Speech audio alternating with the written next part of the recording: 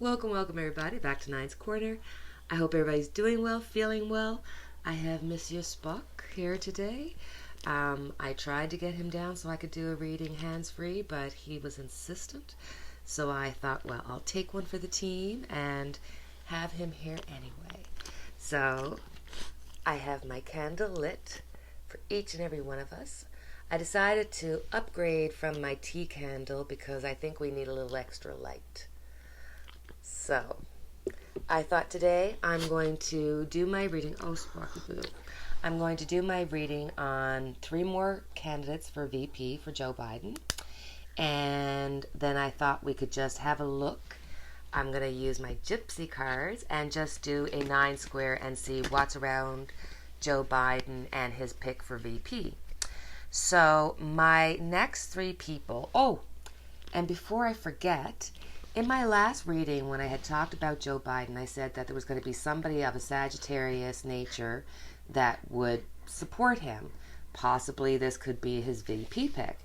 So I looked up the Sages, who are known for world peace. They're known for being idealistic and optimistic, recognized for their generosity of spirit and their ability to, make a plan and stick with it.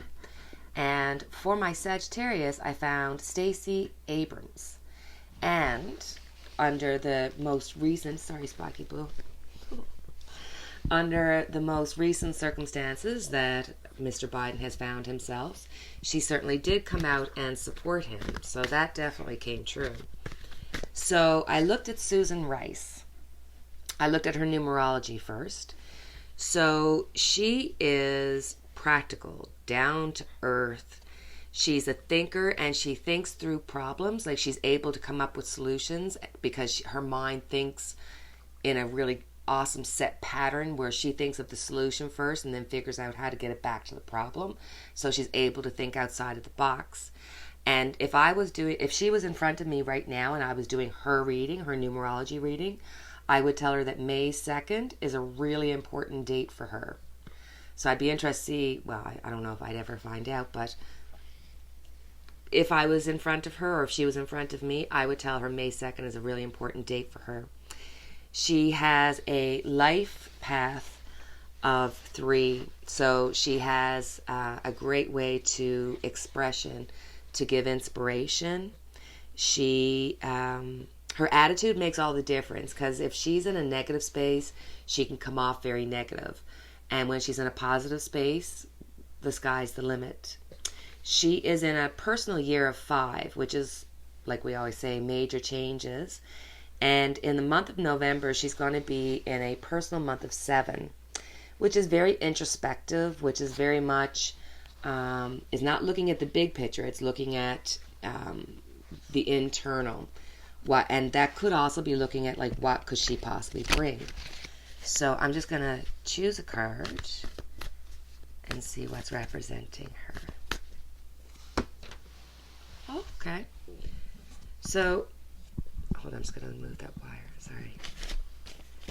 So, we have the Sun.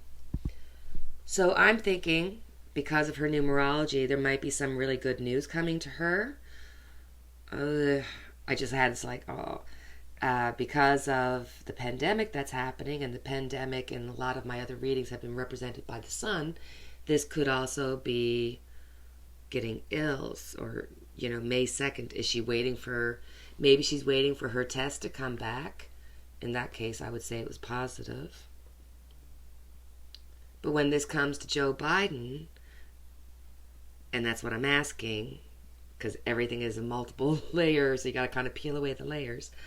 I would say she's a pretty viable pick and somebody that if he did choose her, she would bring a down-to-earth ability to fix problems and to be transparent so that people understood and understand what she's doing.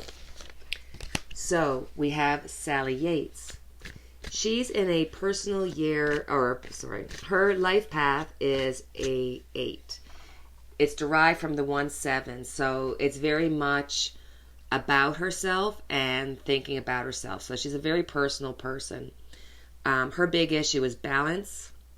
and she has issues with authority. She's a hard worker, a very big thinker, very stable, very supportive, can be extremely friendly. Yeah, she's got good numbers. The only thing I laughed because she has 2 8s, so this is really, when you have 2 8s, you got to picture 2 4s on a scale, and she really got to balance these numbers out. So sometimes that can come off as maybe being difficult to be around, but it more has to do with her having difficulty working with authority. That might make it difficult for her to work within the constraints of being the VP, because I'm not sure how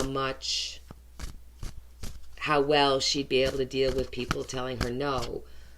But then on the other hand, she has the balance of the 8, so she could be fantastic at it.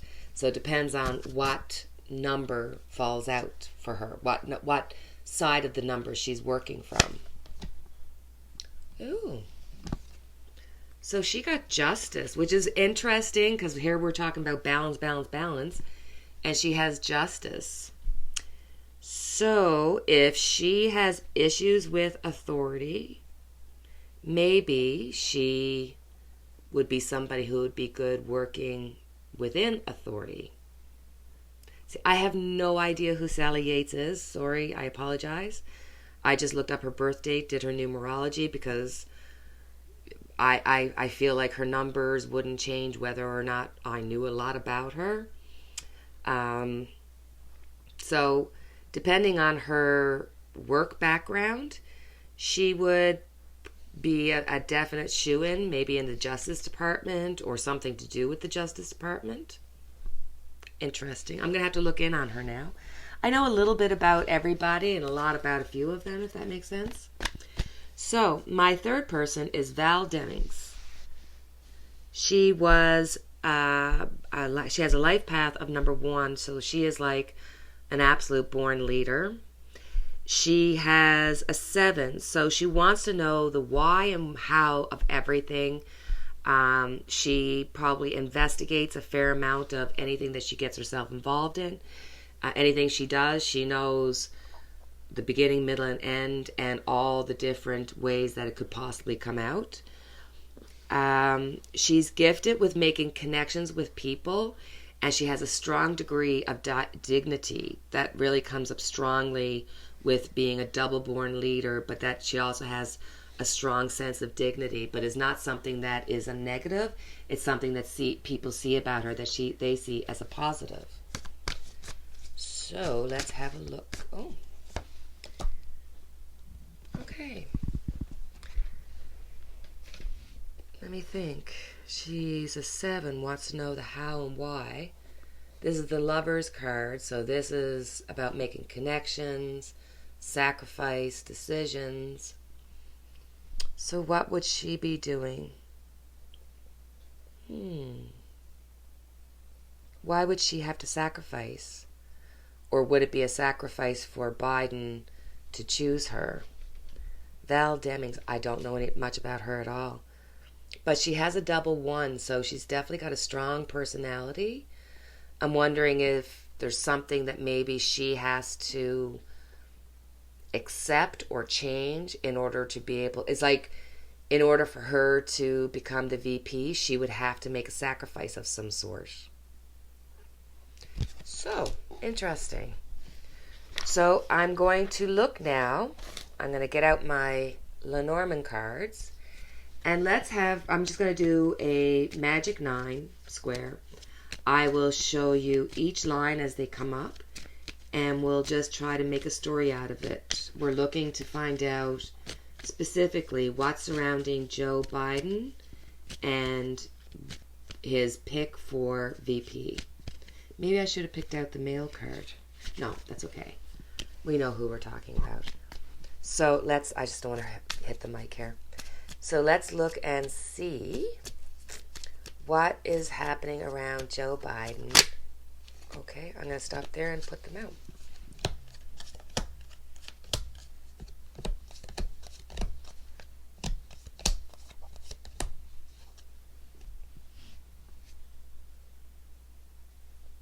Okay, So I'm just going to show you the full first line. So my first card is the Fate card. So this is destiny. These are decisions that have to be made. Difficult times ahead. When you're going up the stairs, it's a climb. Then we have the Coffin. So the Coffin would be looking at endings. It would be looking at illnesses. Coffins oftentimes talk about like job stress. It's feeling boxed into something that you don't want to be doing. This could also be commenting on mental stress. And then the last one is the Letter. So this is communications, be it email, written hand letter, computer messages, texts, anything of that kind of documentation. So we've got fate, illness, documentation, destiny of negative information. Coffin is also August. I'm telling you guys, August is going to be a huge month, So let's do the second line.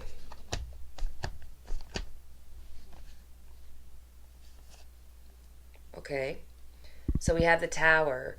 The Tower in Lenormand refers to government. It refers to building structures.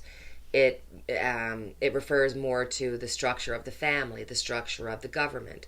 So we're looking at the structure of the government here. So the second one is the anchor. So now we're looking at stability. We're looking at the government structure, the reliable government structure, its stability. Information, secret information about the government. Secret information about the government, about the structure of the government. Then we have path, which is decision or choice. The bouquet, which is messages and decisions being made. And bouquet refers to a woman with dark hair, dark eyes. I'm not saying that that's going to be his pick, but if somebody said describe the woman, if I was looking at my cards, this would be the card I would look at. And then we have the Sun. So he's definitely choosing his person soon. Let's look at the cards the opposite way. So what you do is you do a square of 9. So the first 3 lines is the thoughts that are going on in his head. The middle line is what's going on, and then the last line is what's underneath it. So according to the first line here, he's thinking about burden, the destiny, the burden of taking on this job. He is not able to do it. He has mental strain, incapacitation. It's stressful. And I think he's gotten news about his health. I think that in the future it's going to come out that maybe he's already has dementia or some kind of illness. But at this point in time, he was destined to be where he was.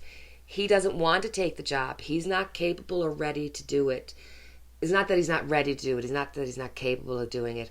At this time in his life, he's not able to do it. And he knows this. There's some information about his health that's already come out. Then we're looking at the past. You're looking at the past being the government, power. Then you're looking at the secure anchor. So the security of the government, the security of how the government runs, the security of the foundation of the government. And this is secrets. There's information about the government that's going to be coming out. Because I'm doing this reading on Donald Trump and his, soon to be VP pick, I don't know if this is about Biden or Trump, because it's about the administration, about the government, or it could be both. It could be information about Joe, because I mean, people are going to start coming back and looking at, what he's done in the past. He's had the allegations come out, all the VP picks so far that I can tell that have come out and supported him and said they believe him, which, on a whole other level, what that does to the Me Too movement and to the voice of women is just a whole other story. And then you're looking at him having a path, having to make a choice, having to make a decision. He makes a positive decision. He is going to choose a woman. It's going to be a positive decision and something that will help boost him. And then the sun, positive, shedding light on stuff. So if we go down, we're looking at fate, tower, and path. So destiny of the government's path. The destiny of the government's path. I'm not sure how to do this one. Okay. Destiny, government, path. We have illness, coffin, illness, or coffin, which means illness, endings, anchor, then woman. So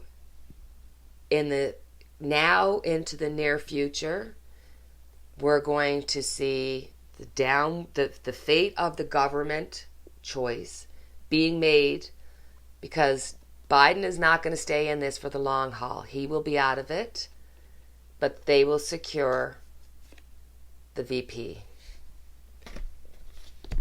Now, this I'm not sure what's going to happen because, well, I do know what's going to happen, so I'm just going to tell you. There is secretive information that's going to come via book, via transcripts, via information coming from emails, any kind of documents. It could even be facts. It could be financial documents, a diary. But whatever this information is, and in the month of May, this is not just Joe Biden. This is going to be anybody who's as crooked can be. And in Newfoundland, crooked means that you're just always in a bad mood and always making the wrong move, and just, you're a bad weed. You're somebody who, works on the wrong side of the street. You never do things in the right way. It's always for yourself. I am telling you, in this month of May, there is going to be knowledge, secrets, and the light shining on them. And, the reality is that the light is going to be shined on all the darkness. Whether that turns out to be red, blue, or independent, we have to look at everything that's not good. And I mean, even like I don't know when it was, a while back I did a reading about Burr and all the people that, there was like 2 or 3 of them at the time, who had got rid of their stocks, sold their stocks, because they had had a meeting where they were told about this pandemic coming. And now they've had an independent inquiry, and it's come out that it's not just this 2 or 3 people. Because at the time I was like, this is not going to come out. There's too many people. And I couldn't understand it. And now I come to find out there's like 25 to 27 Democrats. There's 23 or 20-something Republicans and 1 independent that have like an accumulation of like $150 million of stock. So you got your independent, your Republican, and your Democrat all represented. You know what I'm saying?